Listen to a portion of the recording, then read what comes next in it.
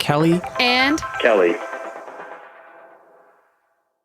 Here's another podcast you should go and subscribe to. It's called 20,000 Hertz. In each episode, host Dallas Taylor reveals the stories behind the world's most recognizable and interesting sounds. It's beautifully crafted, and each episode is charming and surprising. They also won this year's Webby Award for Best Sound Design in Music. So, go fall in love with your sense of hearing all over again at 20,000 Hertz. That's 20,000 Hertz, which is all spelled out without numbers. I know you'll love it. Previously on This Sounds Serious. Next time you want help identifying a smell because your nose is too weak and mine is stronger, don't come to me. Don't come to me, okay? Jimmy Klein said missing woman Melissa Turner was his girlfriend, but later he changed his story. Do you know Melissa Turner? No. Why did you say you did? I made it up. After finding that Melissa and Jimmy may have known each other online, I found one comment that suggests they had plans to meet in the real world. Wow, I can't wait to smell that in person. See you soon. Smiley face. Not only did they know each other, but it sounds like they were, at the very least, on friendly terms, maybe even more. But the police never acknowledged any connection between the two. We send out bulletins to every police department in the region, but I don't know if anyone looks at them. They just pile up. It's This Sounds Serious, Missing Melissa, a CastBox original.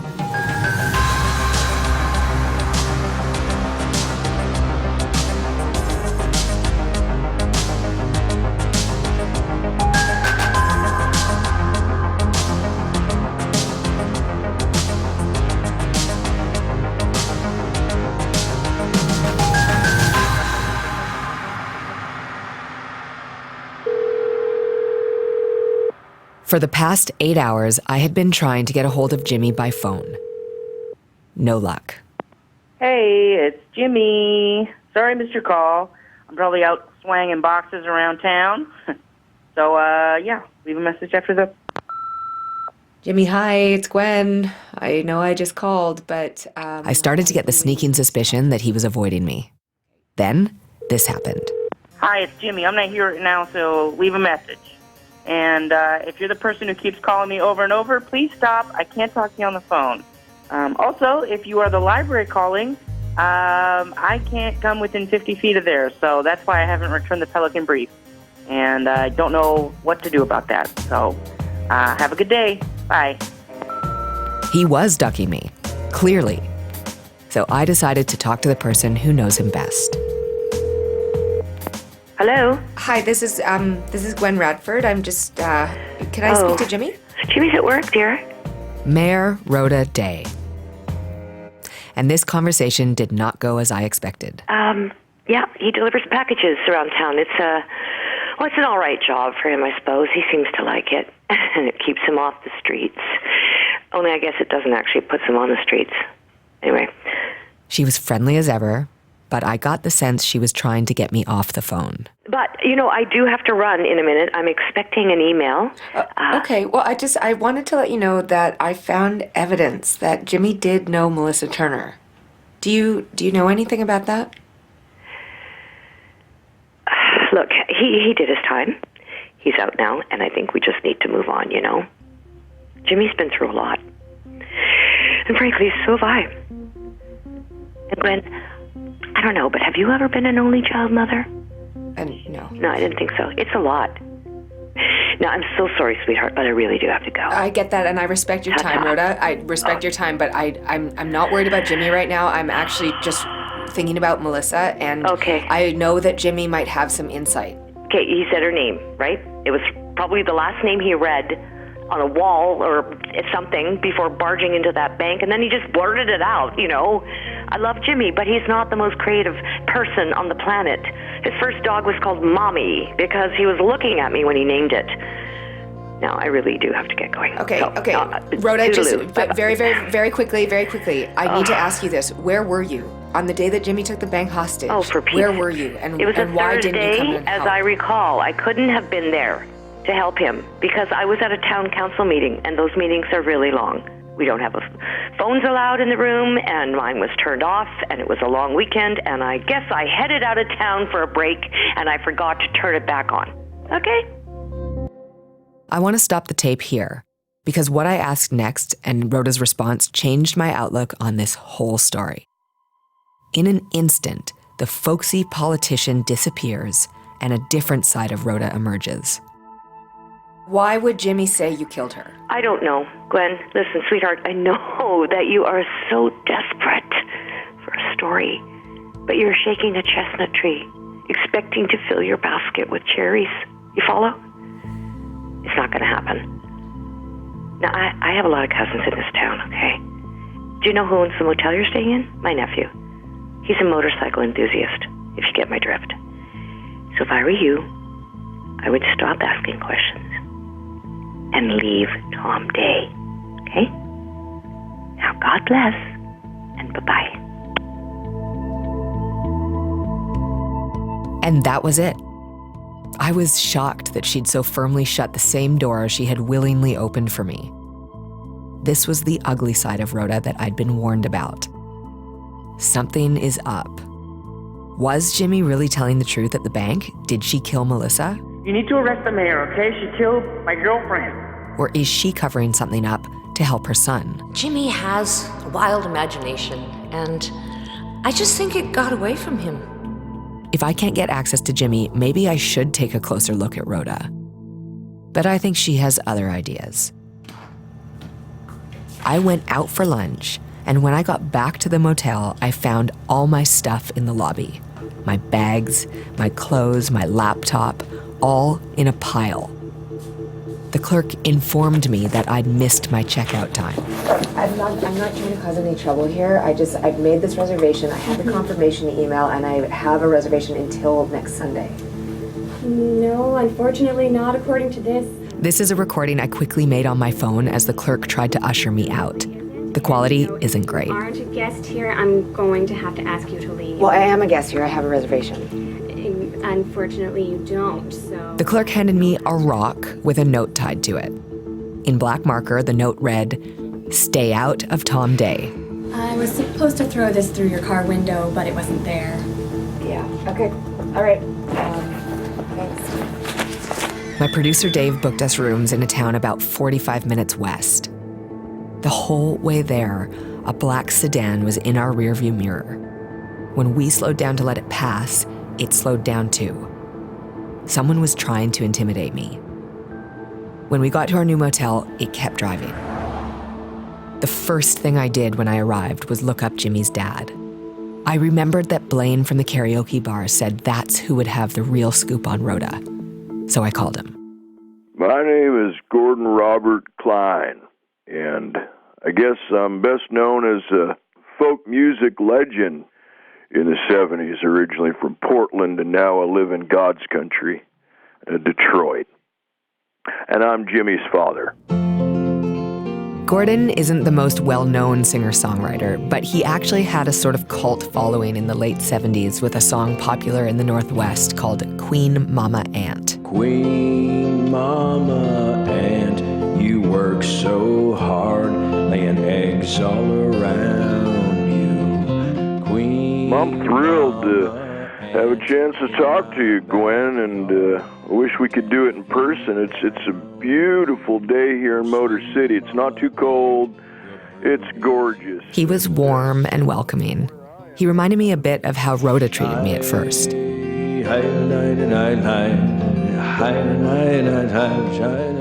Rhoda. Oh, yeah. Rhoda was a direct descendant of Tom Day, the trapper that the town's named after.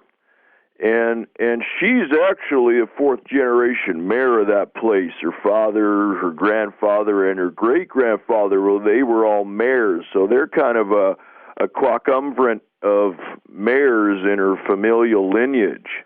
So that town's, her entire world. That and Jimmy. When Jimmy was born, Gordon says Rhoda wanted to move home, and he said he would give up touring and get a job. And soon after, Rhoda took the natural step to go into politics. And while Rhoda's star was rising, Gordon says he struggled a bit living in Tom Day. It was real hard. You know, the entire town, and I mean the entire town, including Rhoda, they're completely distrustful of outsiders. So I was never really accepted. You know, if we would go to an event, everybody would kind of just glaze over me, kind of glass-eyed, like they'd see right through me and talk to Rhoda. They'd say, "Oh, hi, Rhoda, you're here alone," or, "Oh, Rhoda, how's that son of yours? You know, when are you going to settle down with a nice man?" That kind of thing. And I was literally standing right next to her. I'd be holding her hand.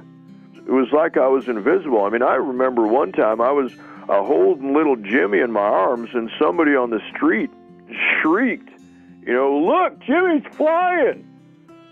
You know, it started sort of a street panic. But it was incredibly unsettling being named Gordon Klein in a town full of people that were named Day and only really cared to see another day. He's right. There are a lot of people named Day in Tom Day. About a third of the town, maybe more. And as you walk down the streets, you'll notice a fair number of businesses have Day in the name. Good Day Realty, the Day Buffet, Day and Johnson Lawyers, the Days Inn. All those people, especially Rhoda's immediate family, they're all smiles and handshakes, but they are just conniving and scheming. They'll get what they want, no matter what. Gordon, do you think that the Days would ever hurt anyone? I don't think so, no. No, that's not their style. They just cut you out until you acquiesce. They shut you off. They ignore you. They pretend that you don't exist until you leave. You know, and after 9 years of being there and how difficult it was, that's what I did. It was the hardest decision I ever made because it meant leaving my beautiful boy behind.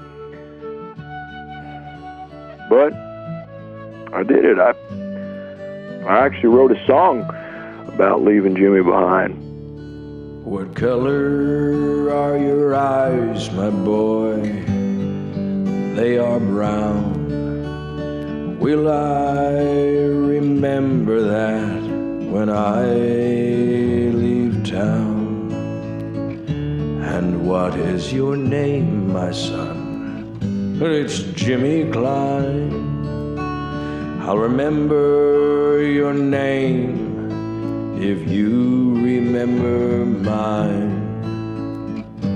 And by the way, my name is Gordon. And I never spoke to Rhoda again after that. She isn't saying much. We were barely speaking when I left. You know, Jimmy and I had very limited contact when he was growing up. And then when I heard he was in prison, I was just devastated. I blame myself for giving him my last name. If he was Jimmy Day, life would have been different for him. Coming up after the break, we look into how Rhoda Day manipulated the system to get herself elected mayor. I'm Gwen's producer, Dave. Support for this sound series comes from Manscaped, who's #1 in men's below-the-belt grooming. Manscaped offers precision-engineered tools for your family jewels. There's actually a little bit of adult language in this copy, so I've consulted the Public Radio Style Guide to find some suitable alternatives. I apologize if it sounds a little too clinical. Look, working on a true crime podcast, we get into some pretty dangerous situations, but none is as dangerous as the way men used to have to trim their fleshy danglers. That's why Manscaped has redesigned the electric trimmer. Their Lawnmower 2.0 has proprietary skin-safe technology, so this trimmer won't nick or snag your Vin Diesels. Listen, you have to use the right tool for the job. I don't use the same microphone in the studio as I use in the field, and you shouldn't use the same trimmer on your face as you use on your big bouncy boys. And Manscaped also has the Crop Preserver, an anti-chafing deodorant and moisturizer for your juicy little plums. You already put deodorant on your armpits. Why aren't you putting deodorant on the smelliest part of your body? Your nooks, your crannies, your flappy floppy fannies. So, to get 20% off, free shipping, and a free travel bag, go to manscaped.com and use the code SIRIUS. That's 20% off with free shipping and a free travel bag at manscaped.com and use the code SIRIUS. Your balls will thank you. Oop, missed that one.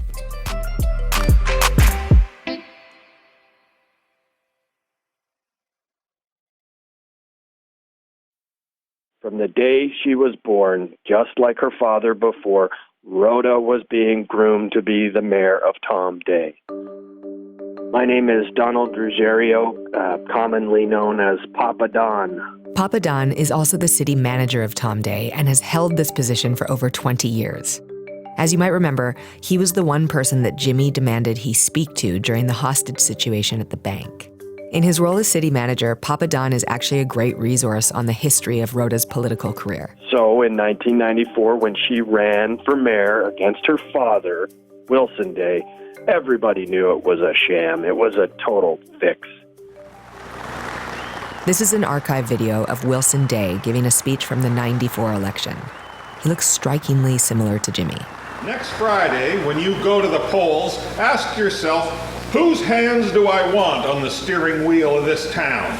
The soft, delicate hands of a young upstart with new ideas? Or the leathery old mitts of this salty old coot with the same old ideas that have always worked? Why fix what's broken? Did you catch that? Why fix what's broken?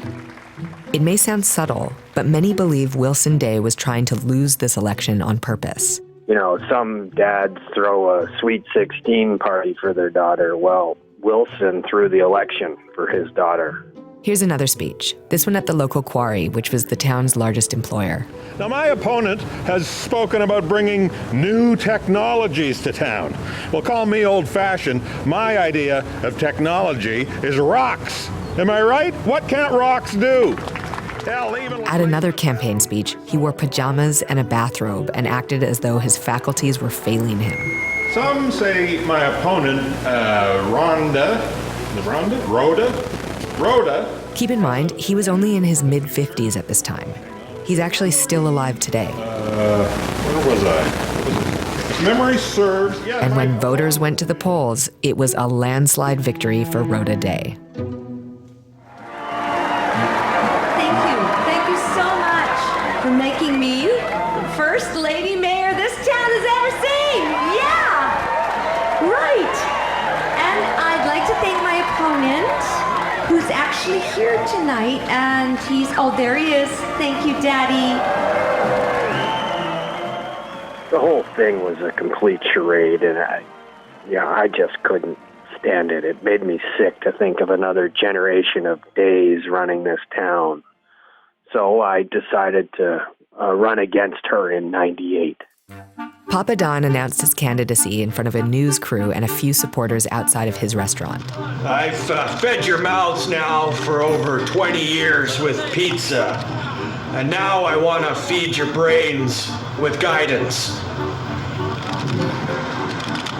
I wanted that to end with a little bit more pizzazz, but that's the speech. You can go ahead and clap now. Rhoda's campaign, on the other hand, was centered on the idea of bringing a Palm Pilot factory to Tom Day, which meant new investment, new jobs, and a new highway through town. Palm Pilot was a new company at the time with lots of promise. I mean, it was the hot thing. I don't know. Do you remember those? It was an electronic device that you could take notes on a calendar or an organizer. It was very much like a smartphone, but it didn't have a camera or games or internet, or it wasn't even a phone. But she was campaigning on bringing them to town, and that we would be done with the quarry. Hello, Tom Day. Hi, everybody. Go Prospectors. Here's Rhoda in '98 at a high school football game halftime. Who's sick of driving an hour every day to work in a quarry?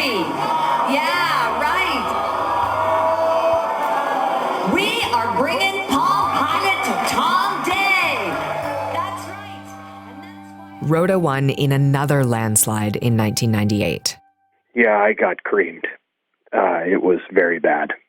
I got exactly 3 votes. I voted for myself, my wife voted for me, and honestly, I think the third vote was from Rhoda. Just a little F you. But you could tell pretty quickly that the Palm Pilot thing wasn't going to happen. More fallout today after news of a new Palm Pilot factory not coming to the town of Tom Day. State officials have announced they have abandoned plans to expand Highway 26 through the town. I mean, I remember seeing people walking around with flip phones and thinking, well, that's pretty cool. Doesn't look like Palm Pilot's going to be building a factory anywhere anytime soon. Rhoda kept winning elections, but the town was shrinking. No factory meant no new jobs and no new highway. Now is the time when we, the people of Tom Day, need to band together. And to hell with everyone else. Okay? We have Tom Day in our veins. In 2009, Rhoda got this wild idea to throw a big music festival here in town. It was just foolishly ambitious. Coldplay, Fall Out Boy, Green Day, Memorial Day weekend at the Tom Day Quarry. Rock at the Rock. Over 50 acts and 7 stages. An outdoor comedy tent featuring Dane Cook. Come rock with us at the Rock. Only $54.95. You know, it was crazy because we're a village. We usually do, children's festivals with 2 or 3 clowns maximum. It was just nonsense. Councilman Phillips has the floor. This is an archival recording of a town council meeting about the festival. The first voice you'll hear is the town treasurer, who is also Reserve Officer Phillips, who you might remember was the negotiator at the bank heist. I'm sorry, I just don't understand what you want me to do. We have $22 in our account right now, Rhoda, that's it. And I need to go pay for the rental vans right now. I'm meeting the rental van guy right now. I have to pay him. Well, then go meet rental van guy, and you suck up to him, if you catch my drift. I'm sorry, I don't understand what you're suggesting. I think that the mayor is suggesting that you go to the rental van guy and suck up to him. Mr. Manager, I don't understand. Officer Phillips, I think you understand, and stop being coy. Please, just do what you need to do. Yes. Suck up. Goes without saying that we had to cancel the festival, and thank God that we got our damage deposit back. But I feel real bad for Officer Phillips, doing what he had to do for the team. But we did get the rental vans, great vans. A few months after the festival was canceled, Tom Day made a bid to host the 2010 Oregon Games. Yeah, I mean, that seemed like a viable way to get some income into our city, an actual realistic thing to do. But Rhoda was so defeated from the music festival thing not working out and the Palm Pilot factory failing that she just stopped looking outward for any way to grow our city. And in many ways, she just kind of gave up, I think. Tom Day was among the 3 towns that made the shortlist to host the games. The mayor of each town was supposed to make a speech as to why their town should host the games.